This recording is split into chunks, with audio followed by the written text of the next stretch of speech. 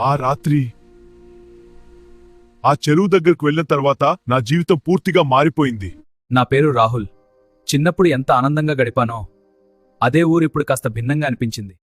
రాహుల్ రాత్రి అయ్యాక చెరువు దగ్గరకు మాత్రం వెళ్ళవు. ప్రదేశాన్ని కానీ ఆమె కళ్ళలో కనిపించిన భయం మాత్రం నిజంగానే నిజం- అనిపించింది. ఆ రాత్రి నిద్ర రాలేదు. తేళ్ల వెలుగు గాలి ఏదో నన్ను బయటాగుతున్నట్టుంది. నెమ్మదిగా చెరువు దగ్గరికి వెళ్తక్కడ ఎవరో నిలబడి ఉన్నారు. తెల్ల చీర తడిచిన జుట్టు. ఆమె నెమ్మదిగా నా వైపు తిరిగింది. ఆ కళ్ళు ఎర్రగా వెలిగాయి.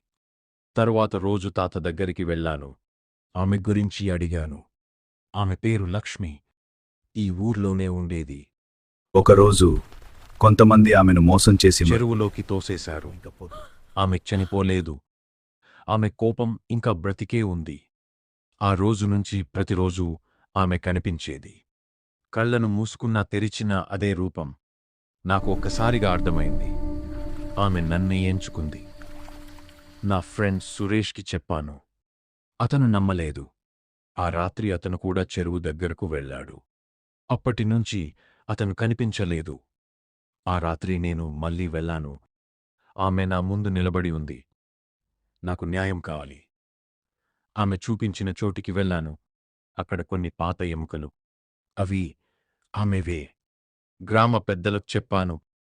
వాళ్ళు చేసిన పాపం బయటపడింది. కాని అది సరిపోలేదు. ఇప్పటికీ ప్రతి పౌర్ణమి ఆమె కనిపిస్తుంది. ఈసారి ఎవరో ఇంకొకరిని వెతుకుతోంది.